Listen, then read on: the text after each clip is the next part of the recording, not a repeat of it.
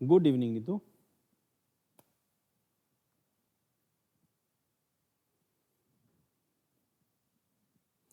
आ जाओ भी सभी लोग फटाफट आ जाओ।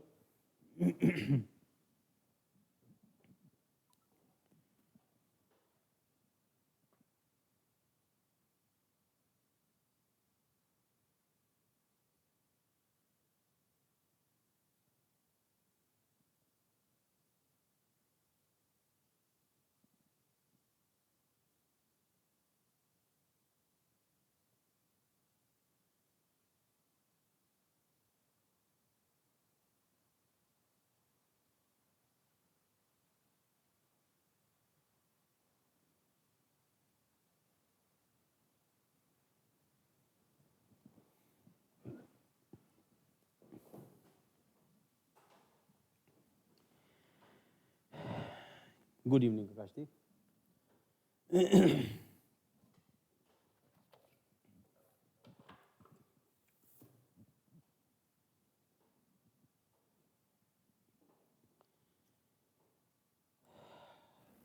सो यूपीएससी की प्रिपरेशन करने वाले सभी स्टूडेंट्स के लिए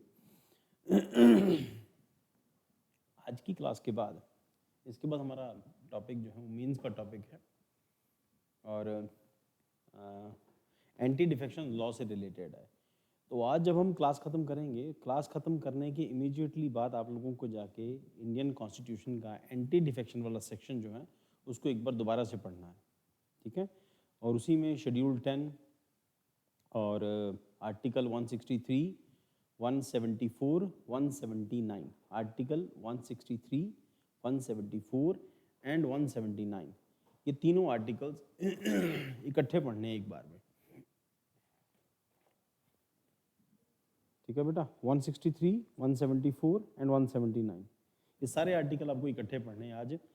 नहीं होगा तो गूगल सर्च कर लेना क्या क्या है प्रोविजन हमने लिखे हुए हैं हालांकि, और एक बार देख लेना, तो उससे आपका ये वाला केस जो अभी हम लोग डिस्कस करेंगे वो थोड़ा सा सॉलिड हो जाएगा, स्ट्रांग हो जाएगा। तो अभी we are going to discuss the exercise sea dragon. और सी ड्रैगन हम लोगों ने आईआर के सेक्शन के अंदर इस पॉइंट को डिस्कस किया था, सी ड्रैगन वाले सेक्शन को, कि आर्टिकल हम लोगों ने जो इंटरनेशनल रिलेशन है उसमें डिस्कस किया था कि that America is developing, America is increasing its footprints in Pacific Ocean and even in Indian Ocean. So in Indian Ocean, in South China Sea, in Pacific Ocean, so that he can contain China. तो for that उन्होंने आपस में India के साथ मिलके they have made quad, and उसके साथ साथ कुछ नई जगहों पर they are trying to find जहाँ पर अपने नए मिलिट्री बेसिस बना सकें। And there is agreement between America and USA and India that India can use American those naval bases. So according to the provision, when India can use the naval bases of America, and there is a rising bilateral ties between USA and India, so this news is related to that all these circumstances, and here we are discussing the exercise Sea Dragon, and Sea Dragon exercise is indicator that Indian and American ties specifically in this continent, in this Pacific region, Indian Ocean, Pacific Ocean, or specifically the Eastern Pacific Ocean, and along with that in South China Sea, the footprints of America are increasing right now. So in this news, so recent development involved arrived to the Indian Navy P-81 aircraft at Guam, a US island territory situated in the Western Pacific Ocean. This is Guam, और this is Guam, Philippines के पास पड़ेगा और China से comparatively close है, Indonesia Malaysia के ऊपर, Philippines के east में गुआम, ये यूएस टेरिटरी है। और गुआम के अंदर इंडियन फोर्सेस जो हैं, इंडिया P-81 अपने जो एयरक्राफ्ट है उसको लेके वहाँ पहुँचा है। और P-81 एयरक्राफ्ट की जो टेक्निकलिटीज़ वो बहुत एसेंशियल हैं, बहुत इंपॉर्टेंट हैं, क्योंकि P-81 हमने अमेरिका से बाय किया है, पोसाइडन कहते हैं इसको।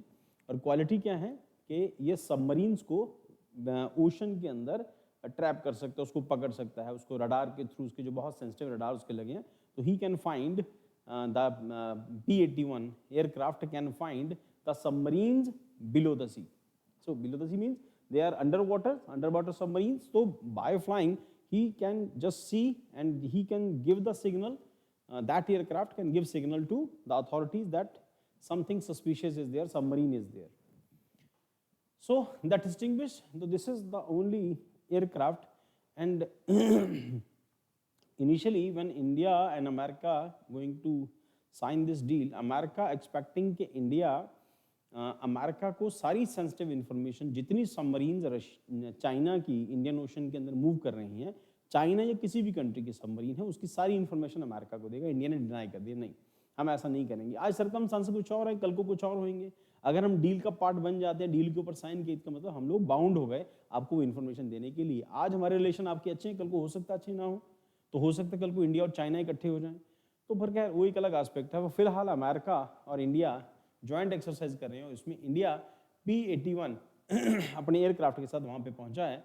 The distinguish multinational maritime exercise foster professional collaboration and synergy among the participating naval forces, the involved countries including India, Japan, south Korea, Australia, और सभी कंट्रीज हुए हैं जिसकी चाइना के साथ बहुत अच्छे रिलेशन नहीं है, and the United States. The primary objective of exercise Sea Dragon 24 encompass honing skills across diverse maritime combat scenario incorporating both aerial and ground based activities.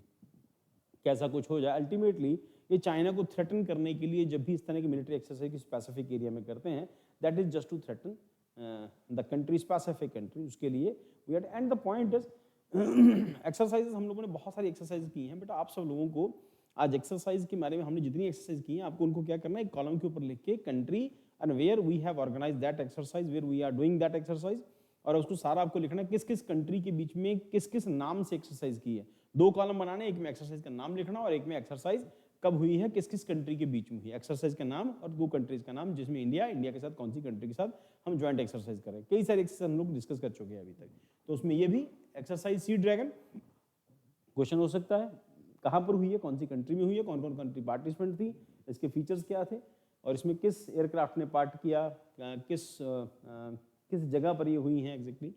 तो हो सकता है ग्वाम से रिलेटेड भी क्वेश्चन हो कि ग्वाम की लोकेशन क्या है। तो साउथ कोरिया, ऑस्ट्रेलिया, उसके बाद then maritime combat scenario incorporating both aerial and ground based activities, anti submarine warfare, targeting and neutralising submerged enemy submarines. वही सबमर्ज्ड है ओशन के अंदर, जो सबमरीन्स होंगी उन्हीं को टारगेट करना है, because China continuously rising it's submarine power. तो सबमरीन पावर को टारगेट करने के लिए we have bought P-81, Poseidon कहते हैं इसको।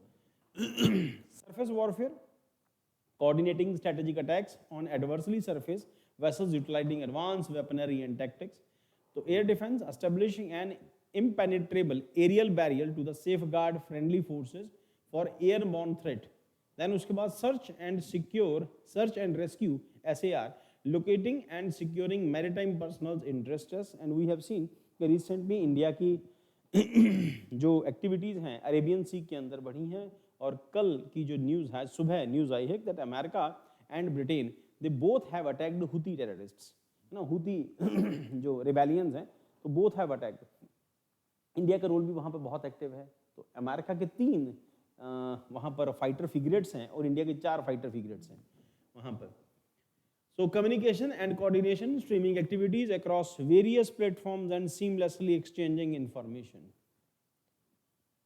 तो की highlights of P-81 aircraft, this is P-81, और नीचे इसके रडार लगे हैं, प्लस इसमें मिसाइल्स फिट हो सकती हैं, और इसमें टारपीडोज होते हैं जो सबमरीन को हिट कर सकते हैं।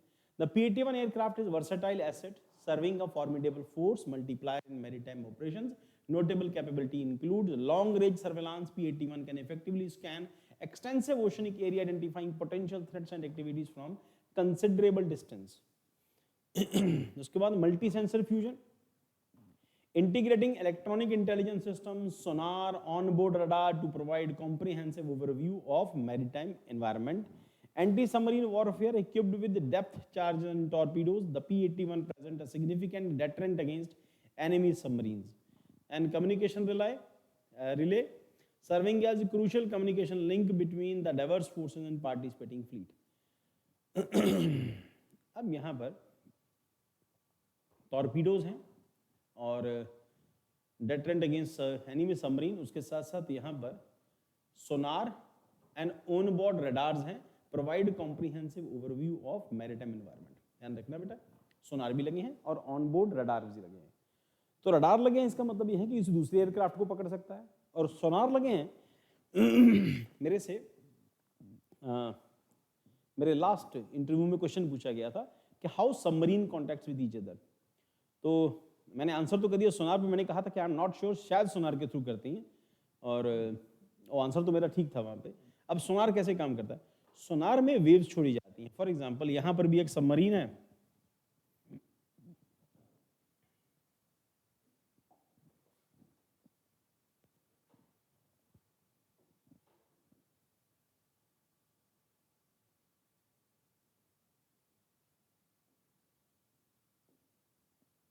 ठीक है, तो ये इसका सिस्टम होता है सबमरीन का, और एक सबमरीन इस तरफ है,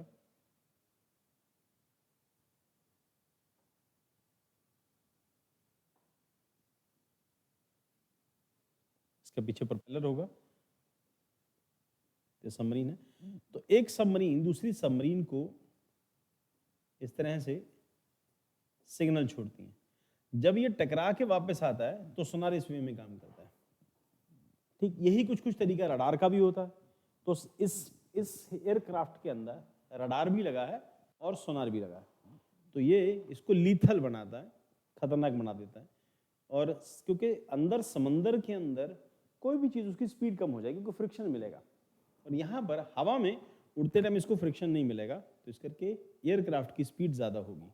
तो एयरक्राफ्ट उड़ के बहुत बड़े एरिया को कवर कर सकता है, जबकि सबमरीन एक जगह से दूसरी जगह पहुंचने में उसको टाइम लगता है। उसका अपना वेट भी होता है, प्लस वो सबमर्ज्ड भी है, प्लस फ्रिक्शन भी काम कर रही है उसके ऊपर, उसकी अपनी फोर्स भी लग रही है, इंजन का जोर भी लग रहा है, और प्रोपेलर उसके काम कर रहे हैं। तो जब प्रोपेलर काम कर रहे हैं तो उस टाइम पर वो आवाज़ क्रिएट कर रहे हैं। ठीक है, तो उसको पकड़ने के लिए, सबमरीन को पकड़ने के लिए बहुत सारी चीज़ें होती हैं, बट उसके लिए क्योंकि समंदर बहुत बड़ा है, और इतने बड़े समंदर में एक सबमरीन जो है वो जिसमें कहते हैं कि वो भूसे के ढेर में एक सुई के बराबर होती है, तो वो इतने बड़े समुद्र में पता नहीं चलता। इस करके एयरक्राफ्ट बहुत इफेक्टिव है, और ये टेक्नोलॉजी बहुत एडवांस टेक्नोलॉजी है अमेरिका की। और ये इसके फीचर्स हैं, रडार लगा है इसके अंदर, एल्फक्स टैंक लगे हैं, इलेक्ट्रॉनिक सपोर्ट मेजर है, और सोनार है इसके अंदर। तो यहाँ पे मेंशन है based on air frame in Boeing 737 के अंदर ये लगाया गया है। The aircraft has a flight crew of 3 members along with complement of naval analysis, Mark 54 torpedoes, Mark 82 depth charges, a free fall bombs aside from AGM-84 Harpoon anti-ship missile। तो anti ship missile भी लगी हैं, और इसमें टारपीडोज भी लगे हैं, और उसके अलावा बॉम्ब भी लगे हैं इसके अंदर। The P-81 can also deployed to protect carrier battle group equipped with magnetic anomaly detection MAD system to track submarines, APS 143 CV3 multimode radar for long range target tracking, उसके बाद radian APY10 radar for intelligence and reconnaissance for surveillance.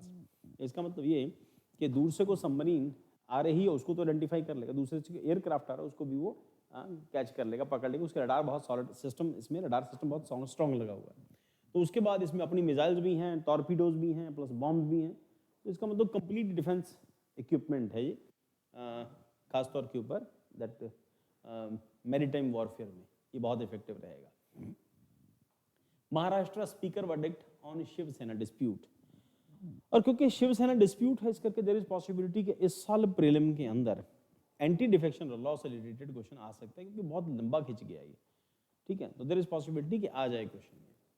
तो Maharashtra speaker Rahul Narwekar has delivered a crucial judgment, recognized the Eknath Shinde faction as legitimate and predominant Shiv Sena, garnering majority support from the party MLAs. That decision come after the series of legal petitions filed by the rebel faction within Shiv Sena seeking the disqualification of 54 MLAs following the party split in 2022.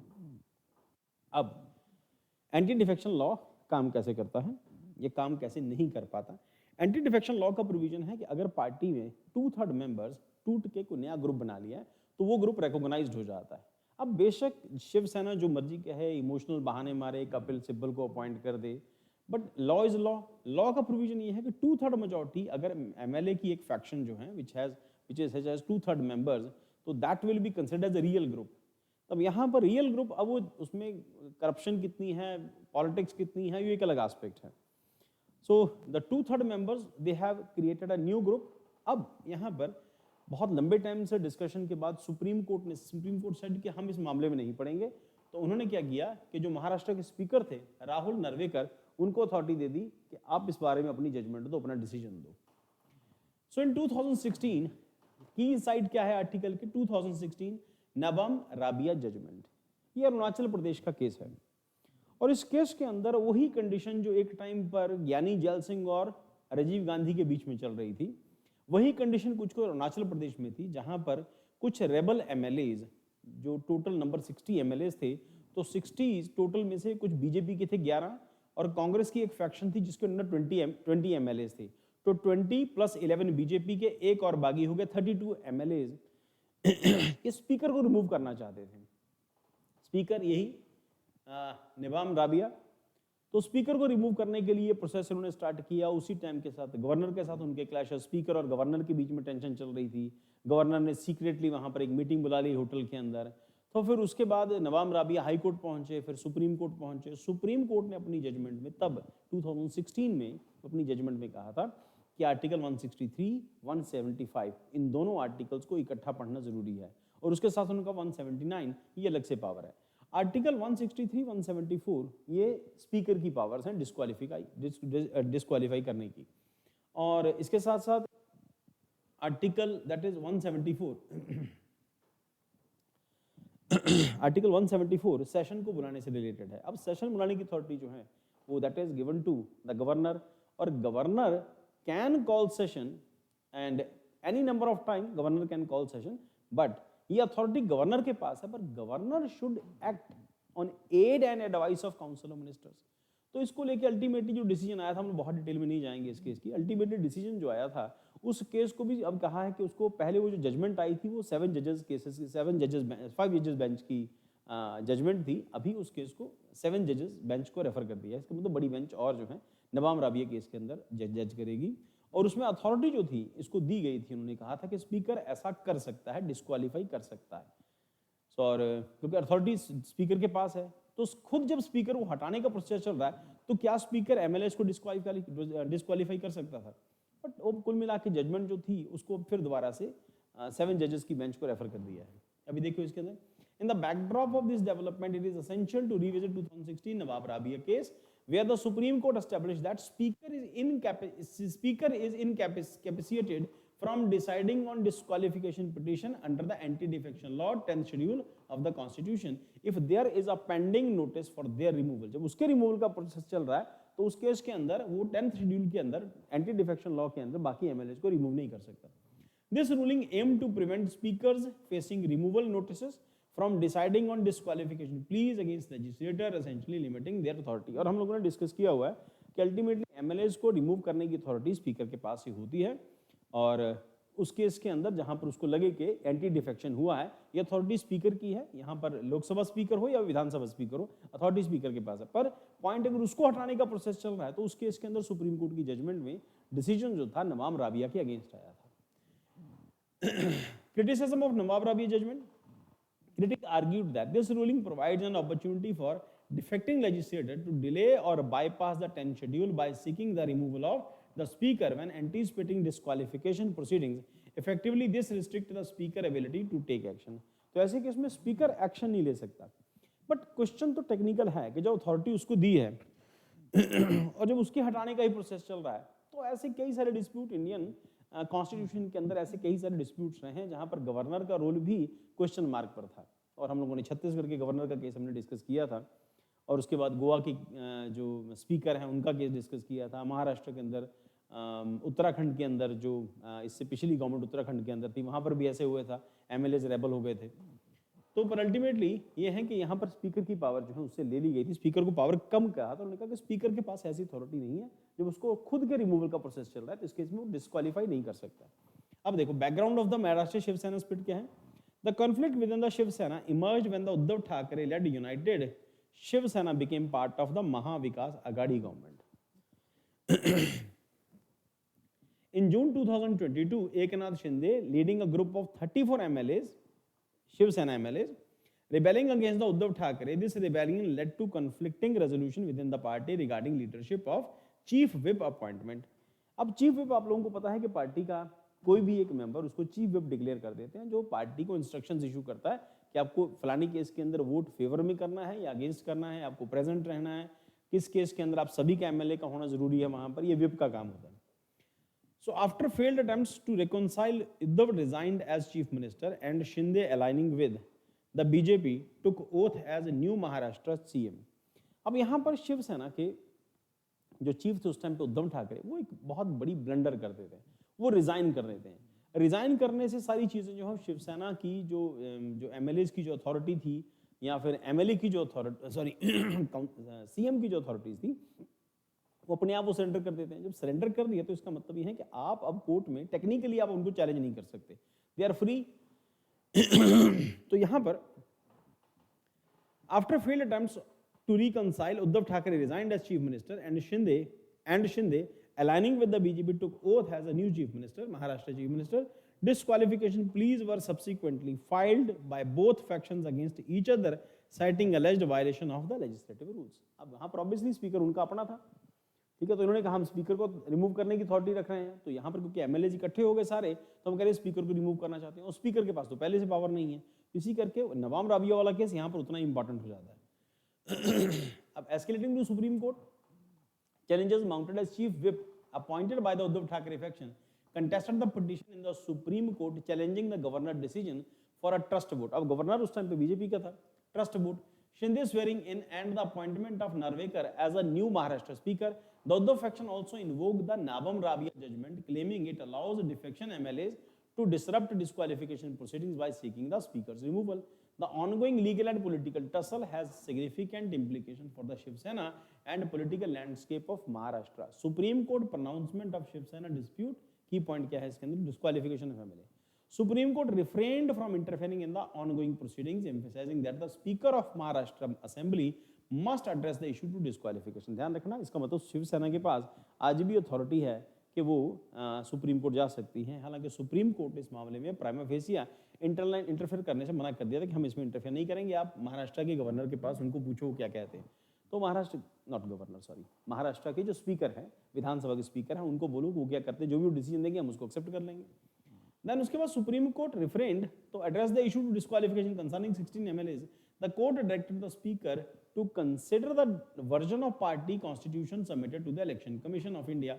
With the mutual consent of both factions, the directive aims to prevent potential manipulations of the constitution by either faction to suit their interest. The court explicitly instructed the speaker not to base decision in the majority within the assembly of ECI, Election Commission of India, interim order, recognizing the Shinde faction as the political party. तो ultimately Maharashtra के जो speaker थे, विधानसभा के speaker, recent speaker हैं, उन्होंने अपनी judgement में अपने जो उन्होंने डिसीजन लिया, उन्होंने कहा कि जो रियल फैक्शन है शिवसेना की, जो एकनाथ शिंदे के कंट्रोल में है, जो सीएम एकनाथ शिंदे हैं, उनकी जो ग्रुप है शिवसेना का, वही रियल ग्रुप है और हम लोग इसी को रिकॉग्नाइज कर रहे हैं। तो जो जजमेंट अब इनकी आई है, इन्होंने अपने उसमें कहा है, तो ऑब्वियसली क्योंकि ये इस टाइम पर उसी फैक्शन के लोकसभा स्पीकर सॉरी विधानसभा स्पीकर हैं, तो ऑब्वियसली इन्हीं की फेवर में डिसीजन आना था। But restoration of Uddhav Thackeray government, the Supreme Court held that given Uddhav Thackeray resignation without facing a floor test, his government cannot be reinstated. अब आपने floor test तो कराया नहीं था, सुप्रीम कोर्ट ये कह रहा है। अगर आप फ्लोर टेस्ट कराते, वहां पर फ्लोर टेस्ट का मतलब वहां पर वोटिंग होती, आपकी फेवर में कितने हैं, आपके अगेंस्ट कितने हैं, तब हम उस केस के अंदर कुछ कर सकते थे, रीइंस्टेट कर सकते थे आपको। आपने तो फ्लोर टेस्ट कराने से पहले ही आपको रिजाइन कर दिया था। जब आप रिजाइन ही कर चुके हैं तो आपको रीइंस्टेट कैसे करें? तो आपने रेजिग्नेशन, या तो पहले रेजिग्नेशन नहीं देना था, और रेजिग्नेशन दे दिया। आप उसकी उद्धव ठाकरे की इमेच्योरिटी थी, अब पॉलिटिकली बहुत मेच्योर आदमी नहीं थे, इस करके इमोशन होके रिजाइन कर दिया। अब रिजाइन कर दिया, शायद इस करके सोचा होगा कि अब ये पार्टी टिकेगी नहीं, सरकार टिकेगी नहीं, इलेक्शन दोबारा से होंगे, मेरे को लोगों की सिंपैथी मिल जाएगी। अल्टीमेटली ये हुआ नहीं है। और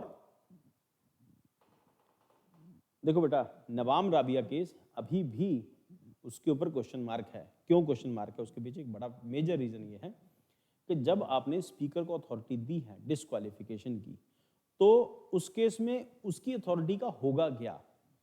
आपने आउटराइटली रिजेक्ट कर दिया कि उसके पास अथॉरिटी नहीं है क्योंकि उसको हटाने का प्रोसेस चल रहा है। ये तो हमेशा होगा, जब फैक्शन टूटेगी सबसे पहले स्पीकर को हटाएंगे क्योंकि अल्टीमेटली अथॉरिटी स्पीकर के पास है। तो स्पीकर को हटाने की जब पावर होगी, जब स्पीकर को हटाने का जब प्रोसेस शुरू हो जाएगा, क्योंकि हम लोगों ने एक फैक्शन ने एक जो ग्रुप है, ग्रुप ऑफ एमएलए, उसने डिफेक्शन कर दिया है, उसने पार्टी चेंज कर ली है, अब किसी और साइड में चला गया है, 2/3 मेंबर टूट गए।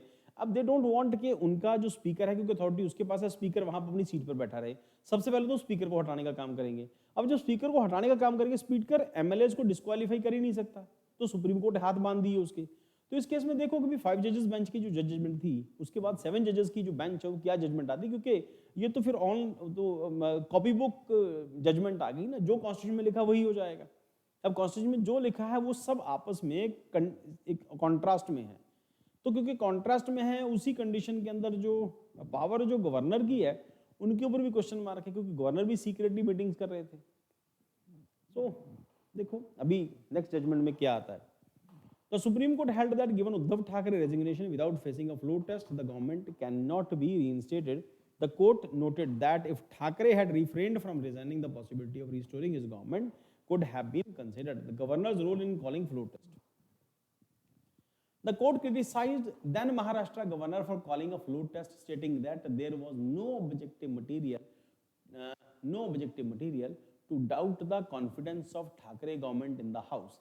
It emphasizes that the governor's power to act without the aid and advice of council ministers should be exercised consciously and within the bounds of the law. The court asserted that governor should not intervene in the political disputes of intra-party conflict. Party के अंदर कोई conflict है तो governor को intervene नहीं करना चाहिए। In that case हम लोगों ने डिस्कस किया article 179।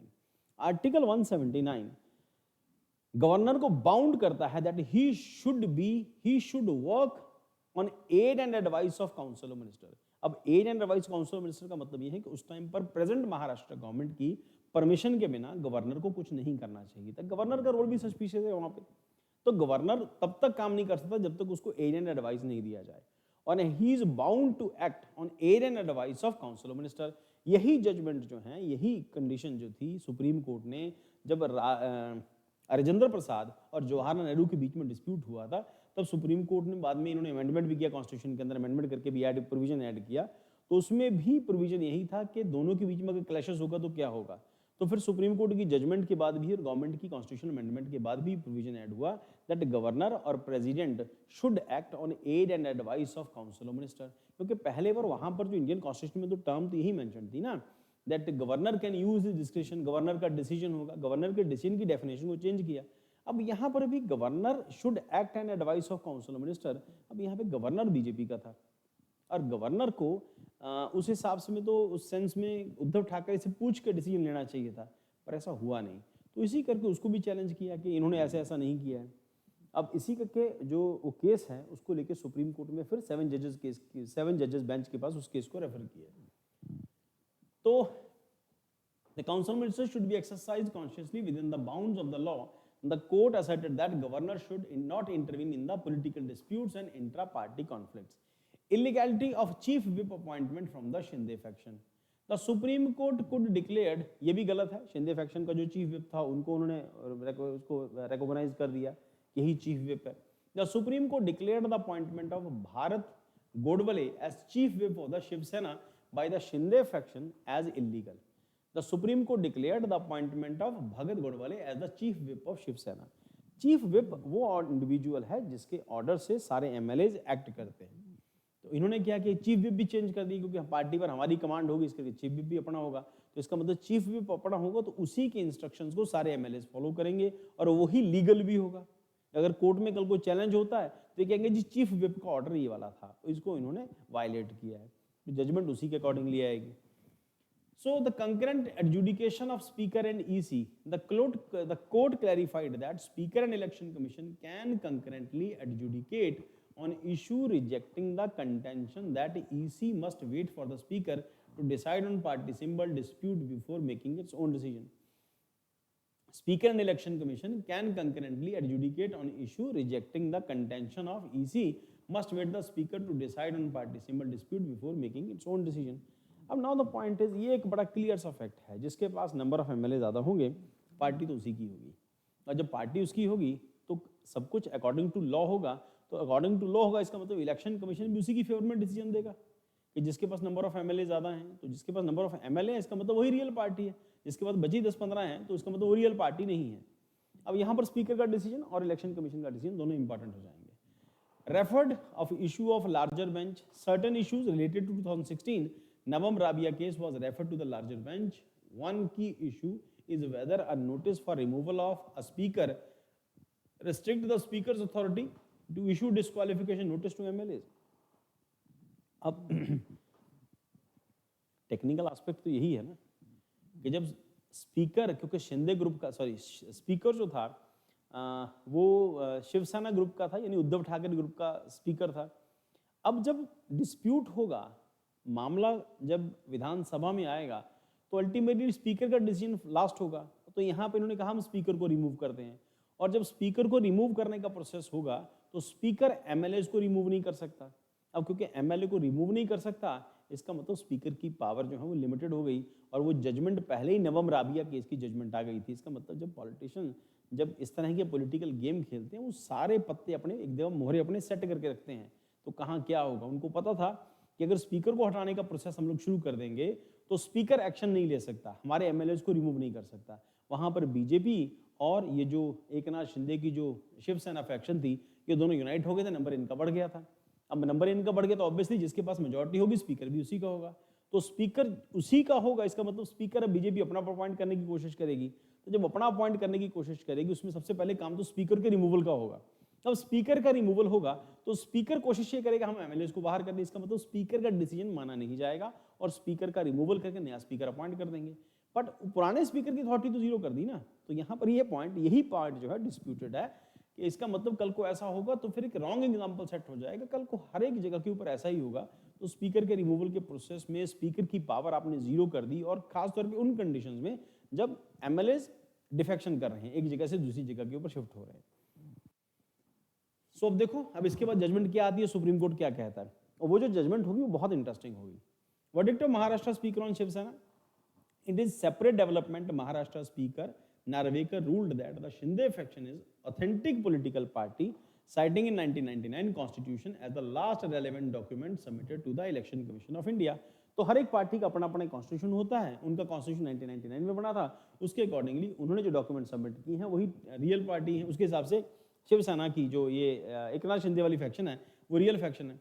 He asserted that the Shinde faction had an overwhelming majority of 37 out of 55 MLAs. When rival faction emerged, the speaker dismissed disqualification petition filed by Uddhav faction against the Shinde Sena and also rejected disqualification petition against MLAs of Uddhav faction as procedural ground. अब देखो 55 total MLAs में थे, 50 में से लगभग 37 वहां चले गए, इसका मतलब 2/3 से ज्यादा मेंबर वहां चले गए थे। तो जहां 2/3 मेंबर हो गए तो वही पार्टी रियल पार्टी होगी ना। तो उसके बाद analysis of the verdict, with the speaker's decision the Shinde Sena gains further legitimacy as a political party, aligning with the earlier recognition by the election commission.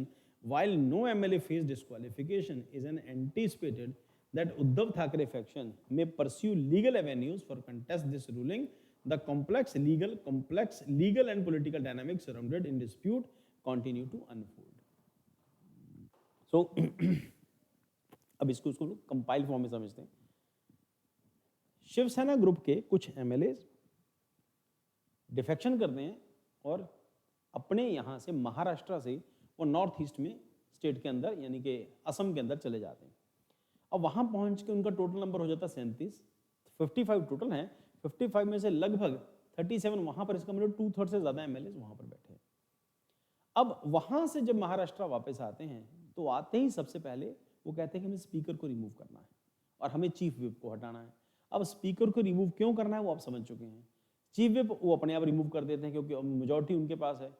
इसी प्रोसेस में जब वो वहाँ पहुँचते हैं महाराष्ट्र में, तो अब उद्धव ठाकरे घबरा के या फिर सेंटीमेंट होके या फिर अनएक्सपीरियंस होने की वजह से सबसे पहले रिजाइन कर देते। जब आपने रिजाइन कर दिया, आपने हाथ काट दिए अपने। हो सकता है कल को सुप्रीम कोर्ट उनके अगेंस्ट एक्शन लेता या फिर इसी को रीइंस्टेट कर देता, इन्हीं की पार्टी को। वो तो रिजाइन कर चुके थे, रिजाइन कर दिया, इसका मतलब आपके हाथ कट गए। अब आप कुछ नहीं कर सकते, चाह के भी कुछ नहीं कर सकते, आपकी पावर तो है ही नहीं। तो उसके बाद फिर अब ये एमएलए को रिमूव करते हैं, सॉरी स्पीकर को रिमूव करने का प्रोसेस शुरू हो जाता है। दूसरी पावर, उसके बाद एमएलए के बाद गवर्नर, गवर्नर के बाद जो हमारा सीएम है, सीएम के बाद पावर जो बची वो इनके पास बची, हमारे स्पीकर के पास।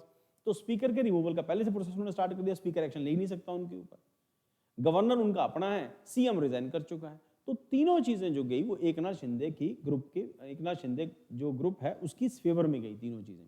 हाँ, अनएथिकल है, इसमें कोई शक नहीं है, सारा प्रोसेस अनएथिकल है, पर पॉलिटिक्स में एथिक्स नहीं चलते। Machiavelli says politics is politics, no ethics no religion. Ethically totally गलत है, इसमें कोई डिनाई नहीं कर सकता। और क्योंकि जिस पार्टी के लोगों को लोगों ने कमांड दी थी, उस पार्टी के एमएलए ही अपनी पार्टी चेंज करके दूसरी पार्टी बना लें या नया ग्रुप बना लें, या फिर जो हम लोगों ने मध्य प्रदेश में देखा था कि जो इनका ग्रुप था ज्योतिरादित्य सिंधिया का, उसने कुछ एमएलए तोड़े, इधर फेवर में आ गए, वही कुल मिला के 2/3 मेजोरिटी अगर होगी तो कोई कुछ नहीं बिगाड़ सकता।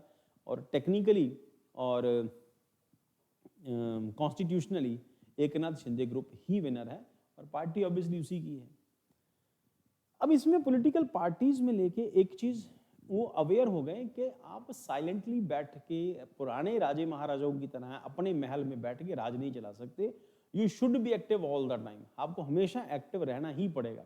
और उद्धव ठाकरे में कोई कभी भी ये कैपेबिलिटी थी नहीं कि वो सीएम बन सके, ना तो उसके डिसीजंस अपने फादर से एकदम ऑपोजिट, उसके वोटर टूटे, है ना, कई सारी चीजें हुई हैं। देखो आने वाले टाइम के अंदर क्या होता है, कुछ चेंजेस आते हैं या नहीं आते।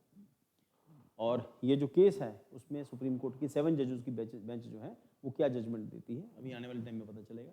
Revival of Kateel Yakshagana Mela, Karnataka high court gives a nod. जो स्टूडेंट आर्ट एंड कल्चर कर चुके हैं, हरमन आप लोग कर चुके हैं आर्ट एंड कल्चर, ये बताओ कि यक्षगान किसके टाइम पर शुरू हुआ था? हरमन, यक्षगान मेडिवल पीरियड में शुरू होता है, और कौन सा एम्पायर है जिसके अंडर यक्षगान शुरू होता है?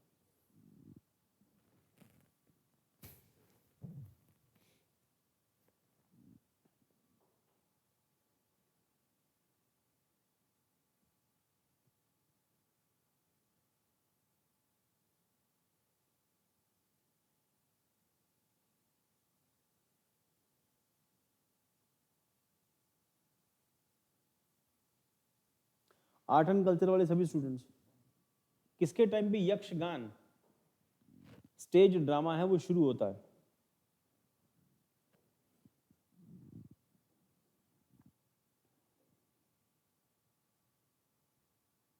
जैसे ही मैं बता दूंगा आप लोगों को याद आ जाएगा।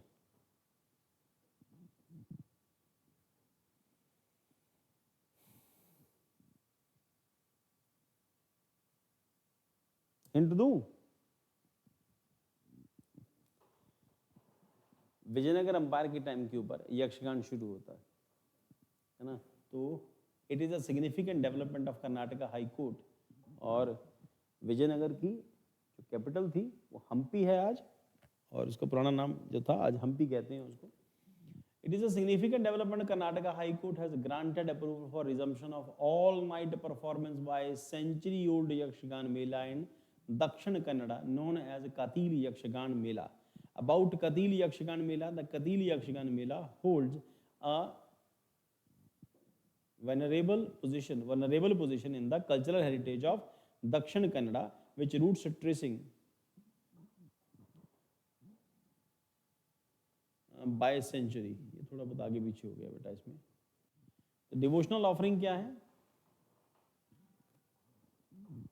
अ troupe officially named Kateel Shri Durga Parameshwari Yakshagana Dashavatara Mandali is renowned for its role in Harike Seva, wherein devotees make a vow harake to organize a Yakshagan performance as offering for the fulfillment of wish of a form of divine service।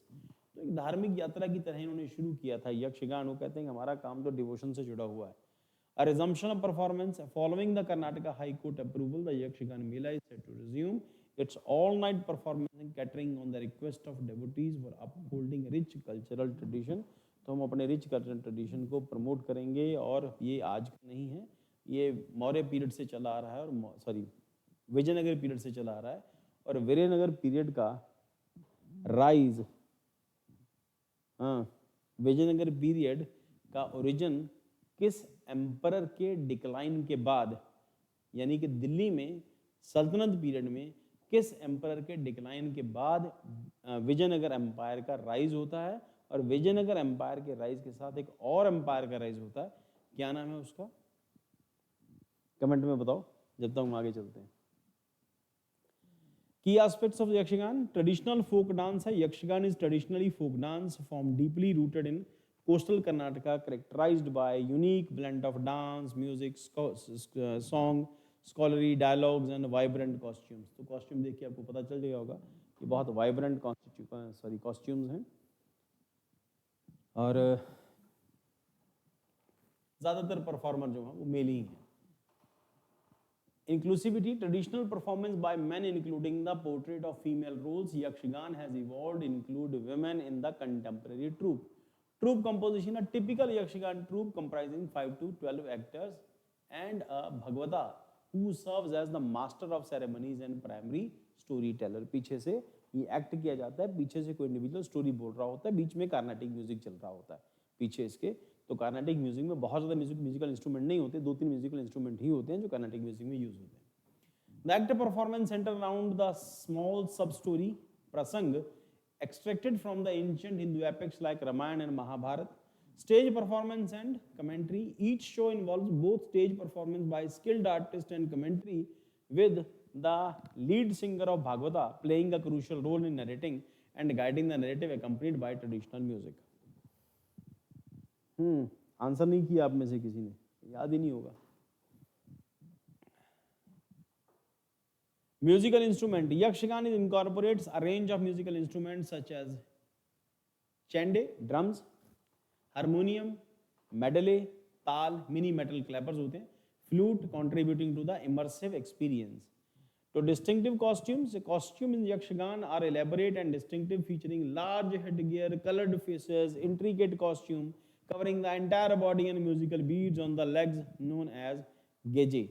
The resumption of Katil Yakshigan Mela is not only preserve a cultural legacy but also provide a platform for spiritual offerings and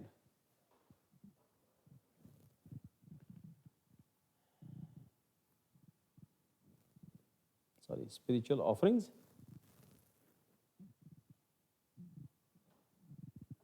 अब बताओ बेटा, art and culture तो आप लोग कर चुके हो.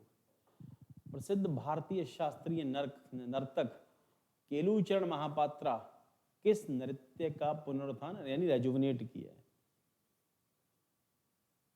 केलूचरण Mohapatra. Art and culture के नोट्स खोल लिया करो साथ में ना, ऐसा कुछ आए तो.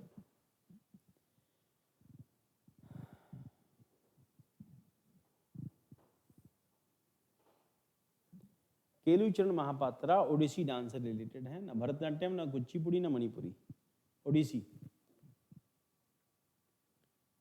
और ओडिसी डांस किस देवता के लिए है? जगन्नाथ. तो challenges facing Indian tea industry and potential solution. India's tea industry is grappling with the challenges reminiscent of challenging period from 2002 to 2007, necessitating a closer examination and resilience. The issue faced by industry are multifaceted and demand strategic interventions. Challenges क्या हैं? Increasing input cost. लगातार चाय की cost बढ़ती जा रही है और मैं भी काफ़ी लंबे टाइम से सोच रहा था कि चाय में जो काम करने वाले, टी एस्टेट्स में काम करने वाले जो लोग हैं वो, क्योंकि हाथ से काम होता है, मशीन तो करेगी नहीं. हाथ से वो जो पत्ते तोड़ने का काम है, गोल्डन लीव्स हैं उसको तोड़ने का काम, ये सब हाथ से होता है. फिर उसको सुखाते हैं उनकी पत्तियों को, फिर उसकी चाय बनती है. और इंडिया में कॉन्टिन्यूसली जो चाय की डिमांड है वो बढ़ती जा रही है और यहाँ पर भी बढ़ रही है, बाकी जगहों पर भी है. हालांकि चाय की बहुत सारी कैटेगरीज हैं. हम लोग को जो चाय मिलती है बड़ी लो ग्रेड चाय होती है. अंग्रेज जिस चाय को इंट्रोड्यूस कर रहे थे इंडिया में वो ग्रीन टी थी, उस टाइप की ट्री थी. काली चाय तो हम लोगों ने बाय द प्रोसेस ऑफ, जब नीचे के पत्ते किसी काम के नहीं थे, वो सिर्फ काला रंग ही देते थे, तो उन्होंने हमें उसकी लत लगा दी कि तुम लोग ये पियो. और आज भी जो बहुत अच्छी चाय है वो लगभग 30-40 हज़ार रुपये किलो होती है. वो सब इंग्लैंड वगैरह उन्हीं कंट्रीज़ को जाती है जो इंडिया में टी जो प्लांट्स उसको लेके आए थे. और वो चाय हमारी चाय की तरह काली नहीं होती, वो हल्की हल्की गोल्डन होती है, वो ब्लैक नहीं होती. हमारे यहाँ तो ब्लैक टी का कॉन्सेप्ट है ना. और नहीं बेटा मणिपुरी नहीं, इसी में है, उड़िया में और उड़ीसी डांस में.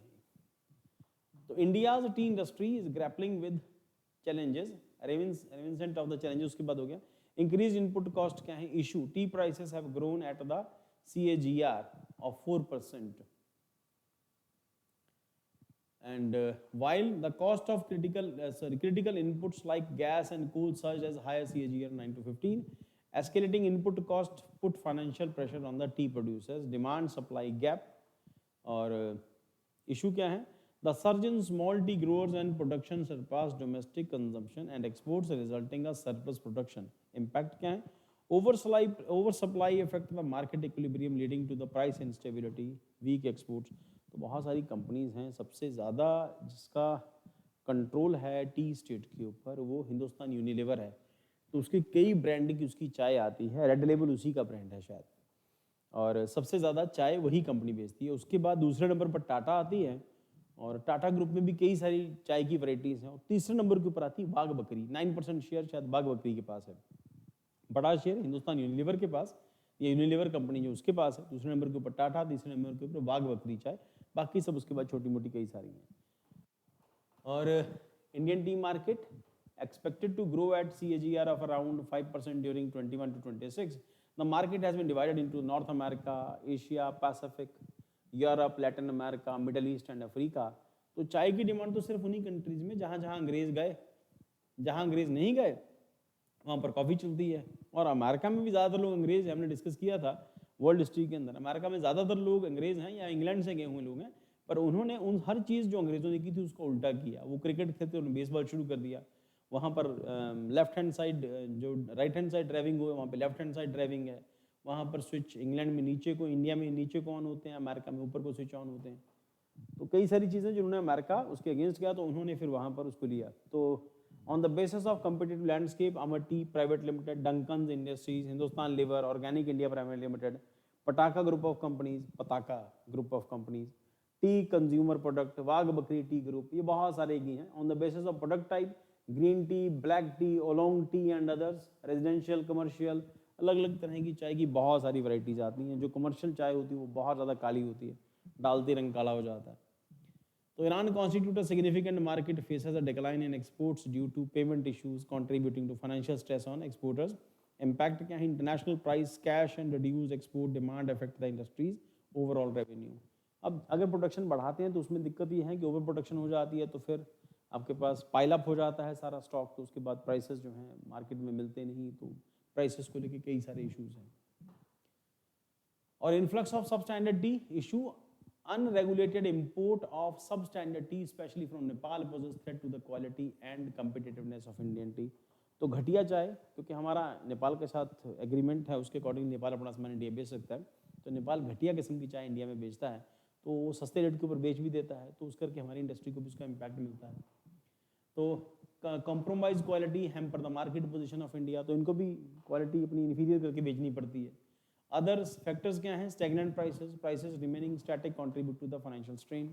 मार्केट कंसंट्रेशन, बहुत सालों से चाय के प्राइसेस जो चाय पत्ती के प्राइसेस हैं उसमें ज़्यादा हेर फेर नहीं होता, वो आमतौर पर स्टैग्नेंट ही रहते हैं।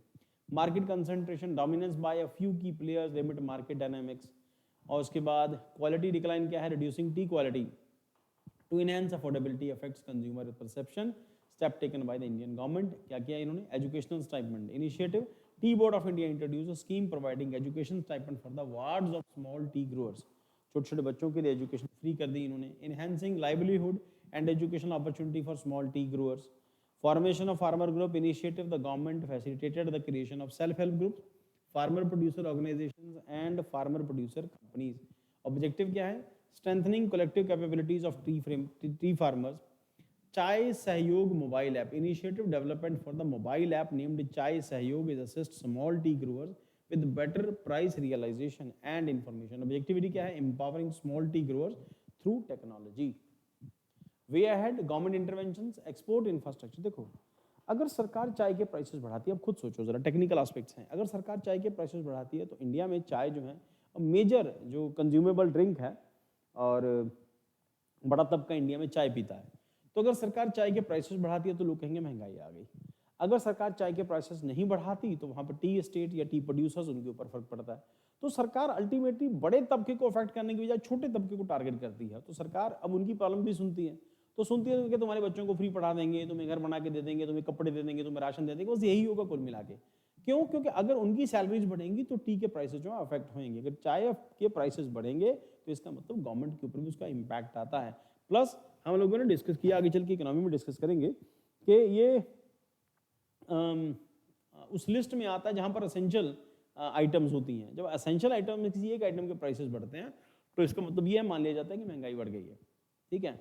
और महंगाई बढ़ गई है तो इंडस्ट्रियल वर्कर, उसमें कई सारे इंडेक्सेस हैं, होलसेल प्राइस इंडेक्स है, फिर उसके बाद इंडस्ट्रियल वर्कर इंडेक्स, तो कई सारे इंडेक्सेस और हैं जो वहाँ पर काउंटिंग होती है तो पता चलता है हाँ जी नहीं जी महंगाई बढ़ गई है। तो सरकार ये नहीं करना चाहेगी, तो सरकार छोटे ग्रुप को टारगेट करेगी, प्राइसेस नहीं बढ़ने देगी और वहाँ पर काम करने वाले लोगों को फैसिलिटी दे देगी, सरकार सब्सिडी दे देगी, ये सब कुछ कर देगी। और ये बहुत एक्सपेक्टेड है, ऐसा होना ही चाहिए, या ऐसा होगा ही। तो RODEPT, rate increase remission of duties of tax and export products, RODEPT, rate to offset state duties, interest rate reducing, lower the interest rate of borrowing to improve global competitiveness। वही सरकार उनको फैसिलिटी दे देगी, prices नहीं बढ़ाने देगी उनको।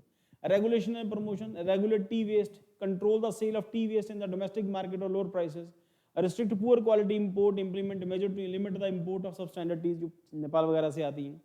Health benefit क्या है? Promotion, emphasize the health benefit of tea to enhance the market position.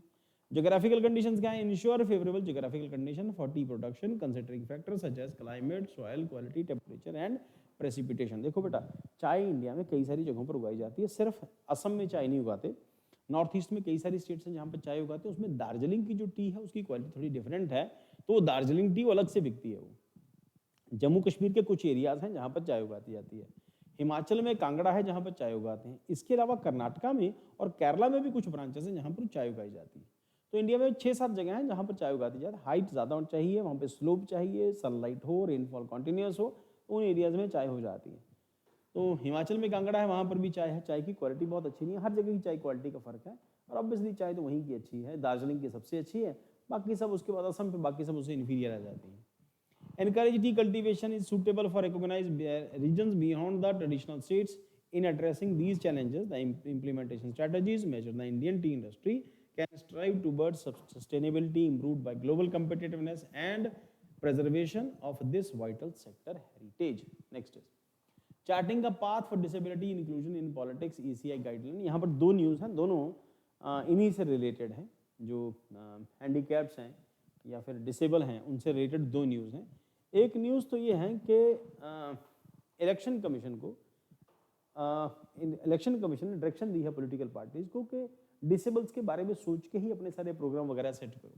The election commission of India issued advisory to the disabled sensitive community guidelines aimed at promoting inclusivity and discouraging derogatory language towards person with disability. जब भी ऐसा कुछ हो तो ऐसे word use नहीं किए जाएं, और इंडिया में कई सारे मुहावरे हैं जो डिसेबिलिटी से रिलेटेड होते हैं ना, तो वो नहीं यूज होने चाहिए। In the political domain, while this is a commendable step, there is an opportunity to enhance the impact of these guidelines and address broader issues of political inclusion of PWDs। उसके बाद overview of right of person with a disability, PWD Act 2016, physically disabled। The Right of a Person with a Disability Act 2016 serves as a crucial legislative framework to protect and enhance the right of PWDs। It covers various aspects including education, employment, accessibility, healthcare, legal capacity and social security। तो ये right उनको मिला हुआ है। उसके बाद key aspects of ECI, Disable Inclusive Community Guidelines, banning banning third health terminologies, three health terminologies क्या है? Objective, discourage the use of language that stigmatize and marginalize individuals with disabilities। Importance क्या है? counter derogatory comparison made by political leaders fostering a more respectful discourage। अब कई सारी हिंदी की कई सारी टर्म्स हैं, कई सारी कहावतें हैं, आप इमेजिन करो तो आपको कई सारी याद आ जाएंगी। तो ये टर्म जो है इन पॉलिटिशियंस को कहा कि आप लोग इनको यूज नहीं करोगे। Dehumanization of stereotype prevention, objective क्या है? refrain from perpetuating stereotypes and dehumanize portrays related to PWDs। and significance क्या है? addresses instances of using disability as demeaning tool in the election speeches, aligning with PWDs Act's goal to dismantle attitudinal barriers। legal implications क्या है? recognize, acknowledge the legal consequences of violation communication guidelines। Section 92 of TPWD Act breaches could subject political parties to action under Section 92, emphasizing the severability of offences against PWDs।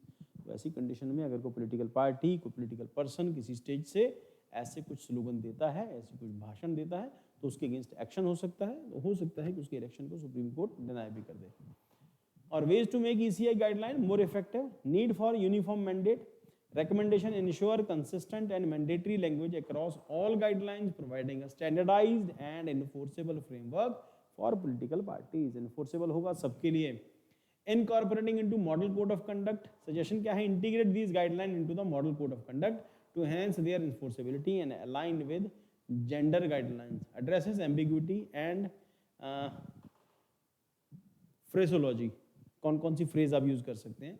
Clarify ambiguous phraseology considering technical terms like blind, deaf, dumb, while which derogatory in translation are technical description. वो सावन के अंधे को सब हरा हरा नजर आता है, ऐसी टर्म की जो टर्म है वो अलाउड नहीं होंगी।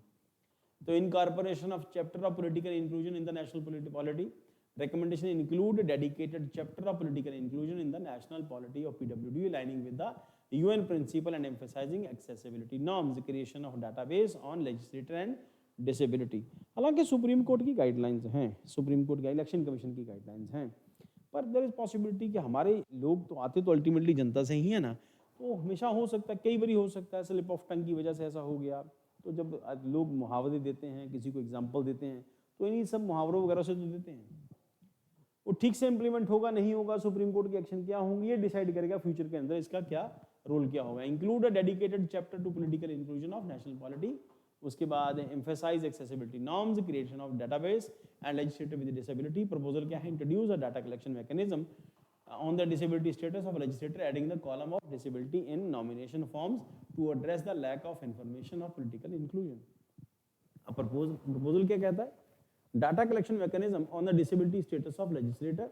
तो कितने लोग आपके यहाँ पर लेजिस्लेटर में, आपके एरिया के अंदर कितने लोग जो हैं डिसेबल्स हैं, adding a column of disability in nomination forms to address the lack of information of political inclusion. इसकी कई सारी कमियां हैं, इसको दूर हो जाना चाहिए। कंक्लूजन क्या है?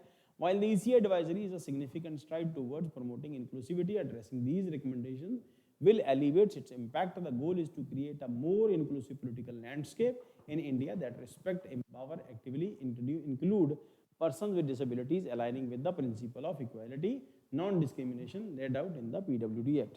तो इंडियन कॉन्स्टिट्यूशन के अंदर फंडामेंटल राइट टू इक्वालिटी, इनको भी मिलना चाहिए। They should be treated equally, और डेरोगेटरी टर्म इनके अगेंस्ट नहीं यूज होनी चाहिए। तो इसका चीज़ का ध्यान रखा जाना बहुत ज़रूरी है according to supreme court guidelines. Then उसके बाद addressing infrastructural gaps for people with disability court premises. अब यहाँ पर सुप्रीम कोर्ट ने खुद ही कहा है कि देखो आप ध्यान रखो कि कोर्ट्स के अंदर डिसेबल्स के लिए कोई खास प्रोविजन नहीं है। कोई आदमी किसी कोर्ट में जाना चाहता है तो कोर्ट में उसके लिए क्या अरेंजमेंट्स हैं, क्या प्रोविजन है, तो सुप्रीम कोर्ट की डायरेक्शन नहीं है, कोर्ट के अंदर ऐसा नहीं हो रहा। Lower court, high court, supreme court, कहीं पर भी ऐसे अरेंजमेंट नहीं है कि डिसेबल्स के लिए कोई स्पेशल फैसिलिटी हो। The recent report from the centre and research and planning for supreme court highlight significant accessibility gap for people and disability in district court across India. The finding underscore the need for urgent attention to enhance infrastructure and ensure equal access to the justice. Ramp and wheelchair accessibility आपको कहीं नहीं मिलेगी किसी court के अंदर, ramp and wheelchair accessibility. तो challenges: more than half of the district court complexes lack ramp and only 25.2% have wheelchair available. तो 25% के अंदर से wheelchair available है। Hindrance to individual with mobility impairments limited their access to the court premises. तो जब उनके पास, बेचारों के पास मोबिलिटी नहीं होगी तो ऑब्वियसली वो जस्टिस भी नहीं ले सकेंगे। तो disable friendly toilets, concern about 30.4% of district court complex have separate disabled friendly toilets, impact inadequate facilities for individual with disabilities affecting their comfort and dignity, tactile paving for visual impairment। उसके बाद तो कई सारे यहाँ पर district court complex के अंदर disability affecting there comfort and dignity, tactile paving for visual impairment, उसके लिए भी कंडीशंस जो हैं वो बहुत फेवरेबल नहीं है, क्योंकि जो कुछ लोग जो हैं जो ब्लाइंड हैं उनके आने जाने में फैसिलिटीज़ में दिक्कतें हैं, व्हील चेयर नहीं है, टॉयलेट नहीं है, और जो डफ एंड डम है उनके लिए भी कुछ इश्यूज होने चाहिए। तो गवर्नमेंट कह रही है कि अरेंजमेंट जरूर होना चाहिए। Only 5.1% of district court have tactile paving for those with visual impairment, सिर्फ 5% एरियाज में है। Challenges for individual with visual disability is navigating court building independently, sign language. तो इंटरप्रेटर्स, तो यहाँ पर वहाँ पे साइन लैंग्वेज हो जिसको टच करके पता लगे उनको कहाँ जाना है, प्लस वहाँ पे इंटरप्रेटर होने चाहिए। और शॉर्टफॉल क्या है, sign language interpreters are available only 2.8% of district in India, impact limited access to the legal proceeding of individual with hearing impairments, court room infrastructure gap.